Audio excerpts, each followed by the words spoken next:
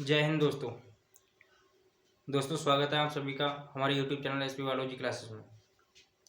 दोस्तों आज हम क्लास 12th का सेकंड चैप्टर पुष्पी पादपों में लैंगिक जनन को स्टार्ट करने वाले हैं और उसमें सबसे पहले हम पढ़ेंगे कि परागकण जो होते हैं वो क्या होते हैं और इनका निर्माण कहाँ होता है, ठीक है, इसकी संरचना कैसी होती है, इन सभी चीज़ों के बारे में आज जानेंगे, ठीक है। तो परागकण दोस्तों, परागकण जो होते हैं इनका निर्माण जो होता है, ठीक है, तो परागकण जो होते हैं इनका निर्माण जो होता है वो पुष्प में होता है। कहाँ पे होता है? पुष्प में होता है। इनका निर्माण किसमें होता है? पुष्प में होता है, फ्लावर में होता है, ठीक है। और पुष्प जो होते हैं वो जिस प्रकार के पेड़ पौधों पर आते हैं उन्हें हम कहते हैं एंजियोस्पर्म। क्या कहते हैं? एंजियोस्पर्म। जिन पर पुष्प आते हैं उन्हें क्या कहते हैं? एंजियोस्पर्म कहते हैं। एंजियोस्पर्म, ठीक। और या इन्हें क्या कहते हैं? फ्लावरिंग प्लांट भी कहते हैं। क्या कहते हैं? फ्लावरिंग प्लांट, ठीक है। फ्लावरिंग प्लांट कहते हैं क्योंकि ये पुष्प देते हैं, इसलिए ये क्या कहलाते हैं? फ्लावरिंग प्लांट कहलाते हैं। और परागकण का जो निर्माण होता है वो किसमें होता है? फ्लावर के पॉलन सैक में होता है या परागकोश में होता है, ठीक है। इसलिए इनका निर्माण किस में होता है? परागकोश में होता है और फूलों में होता है, इसलिए इन्हें परागकण कहते हैं क्योंकि निर्माण जो होता है वो पॉलन सैक के अंदर होता है, ठीक है, या परागकोश के अंदर होता है। तो इसकी डेफिनेशन क्या होती है? परागकण जो होते हैं वो किसमें बनते हैं? परागकण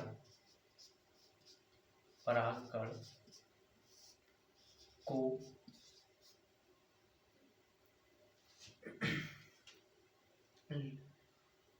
लघु बीजाणु कहते हैं।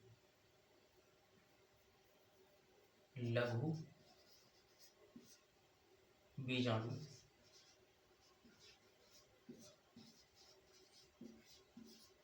कहते हैं, ठीक है। क्या कहते हैं? लघु बीजाणु कहते हैं या माइक्रोस्पोर कहते हैं। माइक्रोस्पोर कहते हैं, ठीक है। ये बहुत छोटे होते हैं, ये बहुत छोटे होते हैं। कैसे होते हैं? ये बहुत छोटे होते हैं, ठीक है। और इनका निर्माण जो होता है वो किसमें होता है? इनका निर्माण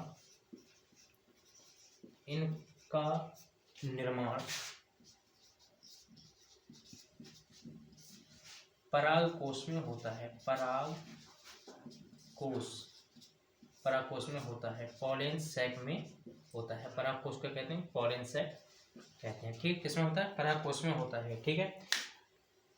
अब एग्जाम्पल के तौर पे मैं आपको बता रहा हूँ कि परागकोश जो होते हैं, आपने सभी ने गुलहड़ का फूल देखा होगा। गुलहड़ का फूल जो होता है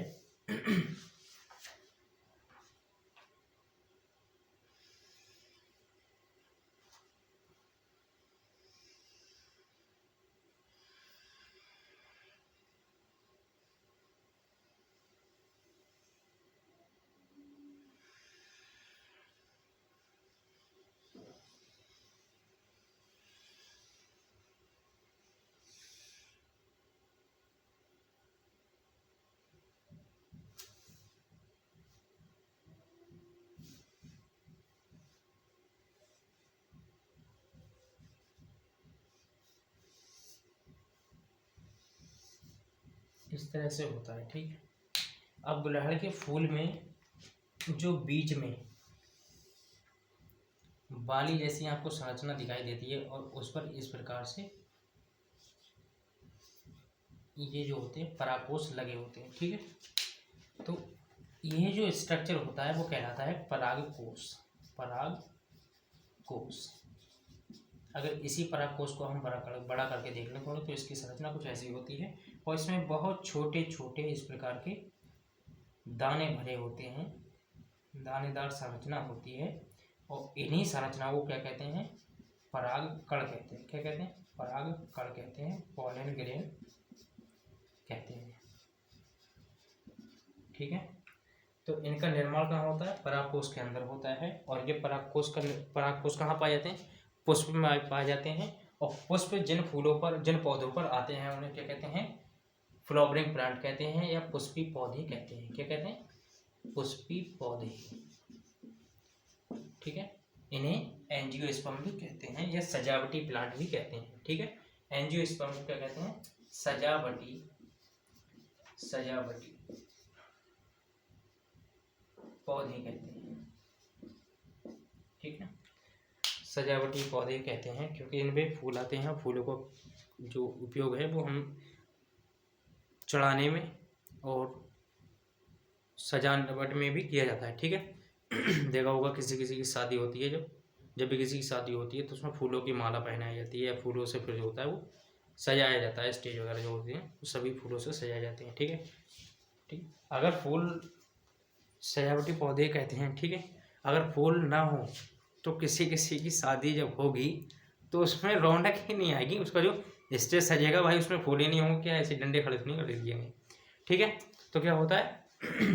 इन्हें क्या कहते हैं? सजावटी पौधे कहते हैं क्योंकि इनका जो फूल होता है उनके द्वारा सजावटों का काम किया जाता है या सजावटें अच्छी तरीके से की जाती हैं। जो घर में या फिर मंच जो बनाए जाते हैं उन सभी में सजावट के लिए इनका प्रयोग किया जाता है। ठीक है, अगर हम एक परागकण की संरचना देखें तो उसकी संरचना जो होती है वो परागकण की संरचना कुछ इस प्रकार से दिखाई देती है।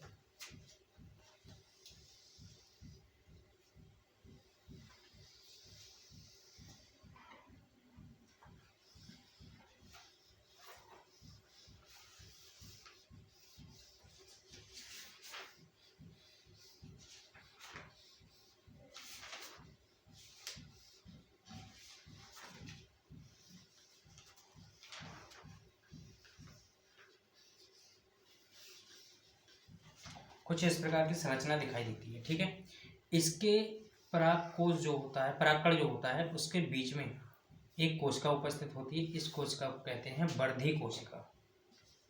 वर्धी कोशिका क्या कहते हैं? वर्धी कोशिका कहते हैं या फिर इंग्लिश में कहते हैं वेजिटेटिव सेल। ठीक, और इस परागकण में एक सेल और पाई जाती है, तो इस कोशिका को कहते हैं हम जनन कोशिका या फिर कहते हैं जेनरेटिव सेल।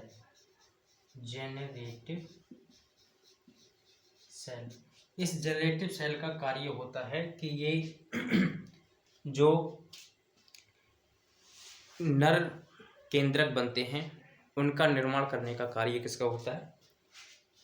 जेनरेटिव सेल का होता है। ठीक है, जब पॉलन ग्रेन यानी कि परागकण जो होता है, इस परागकण को जब ये परागकण पुष्प पर आ जाता है, ठीक है, तो वहाँ पर कुछ समय तक पड़ा रहने के बाद ये क्या करता है? जल को अवशोषित करता है। भाई जब फूल खिला हुआ होगा तो उस पर शाम के टाइम, नाइट में जब ओस गिरती है, ठीक है, कभी कभी उस टाइम में अगर उस पीरियड में बारिश हो जाती है, जब ये फूल के ऊपर हो तो उस समय में बारिश हो जाती है, तो ये क्या करेगा? उस जो बारिश होती है उसके कुछ भाग को, यानी कि मतलब जो भी पानी इसके ऊपर गिरेगा उसको क्या करेगा? अपने अंदर अवशोषित कर लेगा और आकार में बड़ा हो जाएगा।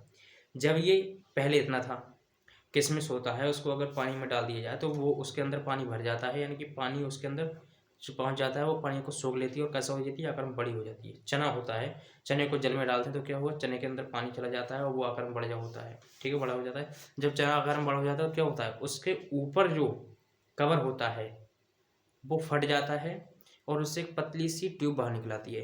ठीक है, पतली सी ट्यूब का मतलब है जैसे धान, हम लोग खेतों में धान लगाते हैं तो धान लगाने के दौरान क्या करते हैं? पहले उसकी जेई करती हैं। ठीक है, धान को क्या करते हैं? पानी में भिगोया, पानी में भिगोने के बाद उसे एक जगह रख दिया मिट्टी के ऊपर रखने के बाद क्या करते हैं, फिर उसमें और पानी मिलाया और उसको किसी बोरी के द्वारा ढक दिया। ढकने के बाद उसमें क्या करते हैं, बोरी को भी अच्छी तरह से पानी से भिगा देते हैं, जिसकी वजह से क्या होता है, उसमें हवा ना लगे। जब उसमें गर्माहट बनती है तो उसकी वजह से क्या होता है, वो जो धान को जब हम दबा के रखते हैं, वो धान क्या करता है, उस पानी को अपने अंदर ले लेता है और थोड़ा आकार में बड़ा होता है। जब आकार में बड़ा हो जाता है तो उसकी जो ऊपर वाला कवर होता है वो थोड़ा सा फट जाता है और उससे एक पतली सी नलिका बाहर निकलती है। इस प्रकार से जैसे ये कोई धान का बीज है, ठीक है। जब ये पानी को अपने अंदर ले लेता है, जल को अपने अंदर ले लेता है, तो आपने देखा होगा कि इससे इस प्रकार से छोटी सी नलिका बाहर निकलती है, ठीक है। उसी प्रकार से पॉलन ग्रेन जो होता है या फ्लोवर के ऊपर आ जाता है तो ये कुछ समय तक पड़ा रहता है। वहां से ओस के जल को या फिर जो बारिश होती है उसके जल को अवशोषित करता है और आकार में कैसा हो जाता है, बड़ा हो जाता है। जब आकार में बड़ा हो जाता है, ठीक है, तो आकार में बड़ा हो जाता है तो इससे इस प्रकार से नलिका बाहर निकल आती है, ठीक। इस प्रकार से एक नलिका बाहर निकल आती है, ठीक है। और जो पराग कण होता है तो पराग कण में दो परतें पाई जाती हैं सॉरी, पराग कण जो होता है उसमें दो परतें पाई जाती हैं। बाहर वाली परत होती है उसको बाह्यचोल कहते हैं, बाह्यचोल या एक्साइन कहते हैं। क्या कहते हैं, एक्साइन कहते हैं। बाह्यचोल या क्या कहते हैं, एक्साइन कहते हैं।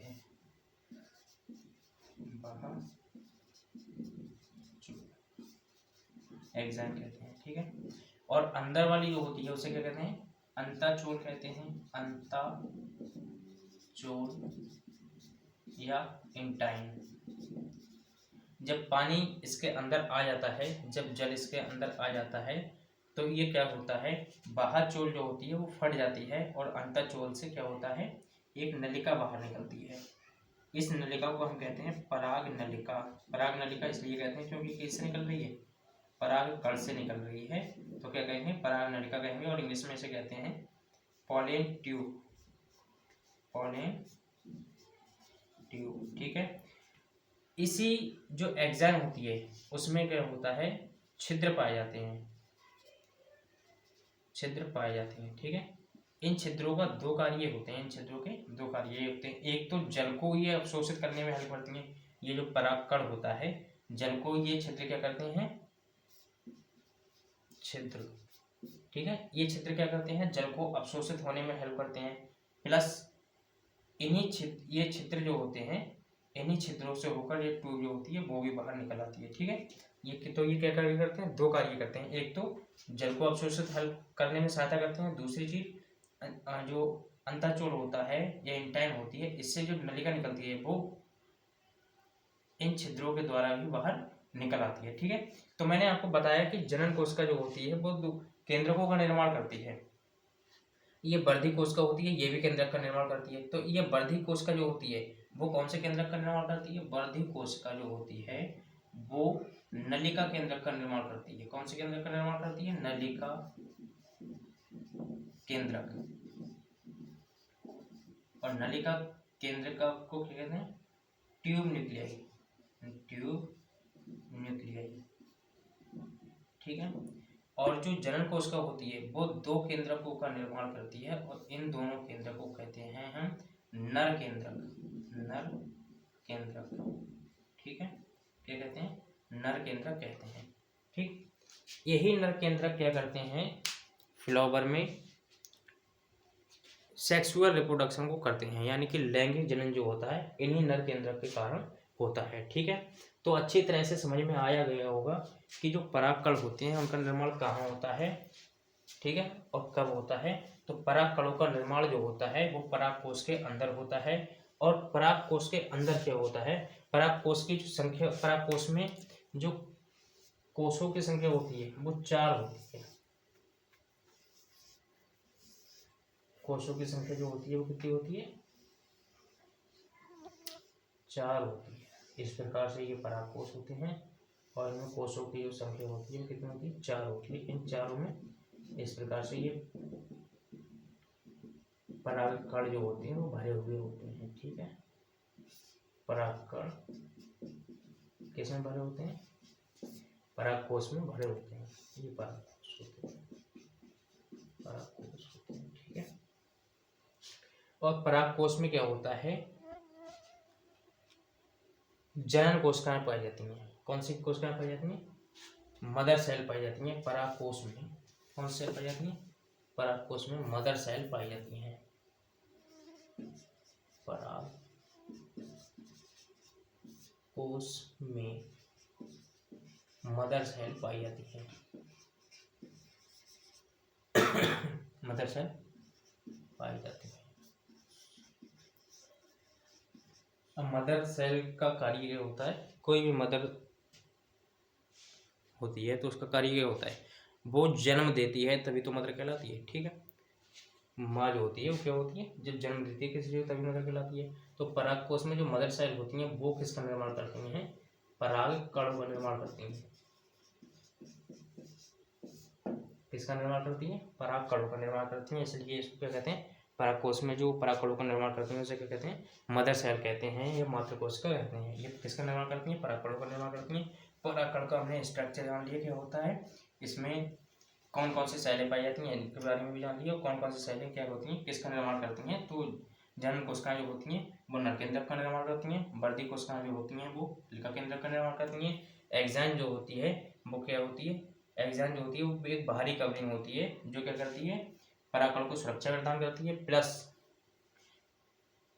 इसी एग्जाइम में छोटे छोटे छिद्र होते हैं, तो इन छिद्रों का जो कार्य होता है वो क्या करता है, जल को अवशोषण करने का होता है। और दूसरा जो पराग नलिका निकलती है, ये पराग नलिका को निकलने में भी सहायता करते हैं। पराग नलिका निकलती किससे, इंटाइन वाली यानी कि अंतःचूल वाली जो परत होती है उससे पराग नलिका का निर्माण होता है। ठीक है,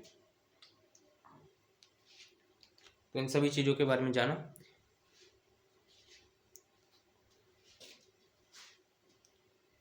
इसके बाद दोस्तों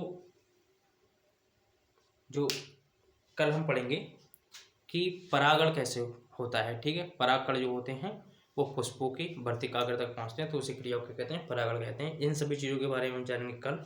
मिलते हैं नेक्स्ट वीडियो में, तब तक के लिए धन्यवाद।